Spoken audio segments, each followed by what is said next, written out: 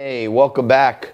You watching Liquid Lunch. I'm John Tobacco. We're on Biz TV. I am at the Corona Bunker Studios here in Staten Island, New York, in my living room. And Frankie is at the studios of AM 970, The Answer, heard here in New York. Hey, Frankie.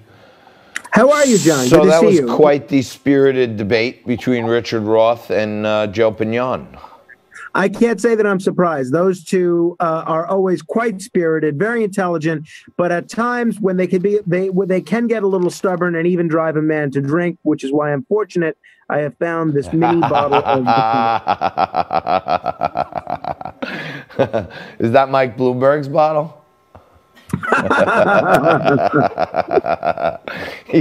Mike Bloomberg uses that bottle as like a large bottle like this, please. and then he has a little tiny martini glass like in the Barbie house. He goes, please. Man, I've been doing casual Fridays, and now, you know, one day this week you didn't comb your hair. Another day this week, most days you didn't have a tie. And today you got a full suit, tie, you look mint, and I'm in a t-shirt. We gotta get our act together. Well, hey, that's right. Monday I'll go back to t-shirt and casual look. You know, Frank, it's so weird. I know me and you have been in Roger Stone's corner for a while. And Richard Roth, who's somewhat, you know, objective, I think sometimes. They even agreed on a couple things, but they look at it as Barr being, you know, a partisan by administering justice to intervening in Stone's case and dropping the charges in Flynn's case. And I kind of look at it like, you know, it's nice for once in a while to see the government admit that people screwed up.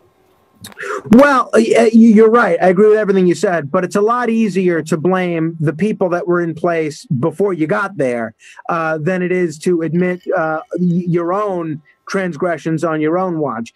But if you look at what happened with General Flynn here, I mean, this is a guy that I've had the privilege of meeting. I don't know him, but I've met him several times, had a lot of great conversations. I've been an admirer of his for many years, including when he worked for President Obama.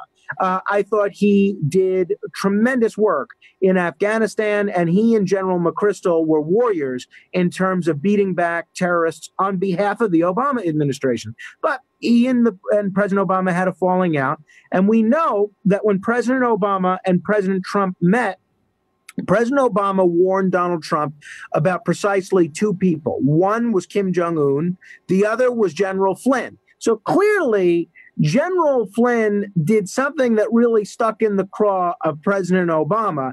And we hear with these newly released documents in the last day or so that President Obama actually communicated to the acting attorney general at that time during the transition, Sally Yates, to, in words or substance, look into these conversations that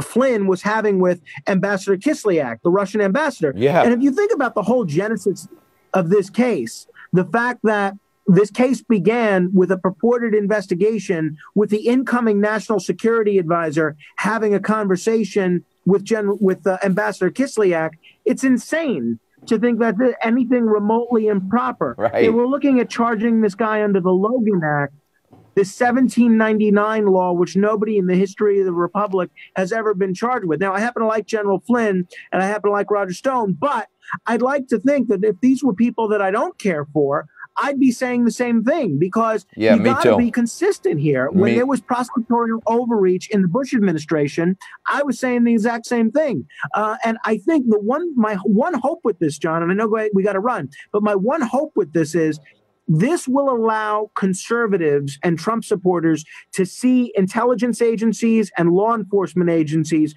through liberals' eyes, because I really do consider myself a liberal. No, and I'm skeptical don't say that. Don't say that. We're going to come back with me and Frankie right after this quick break.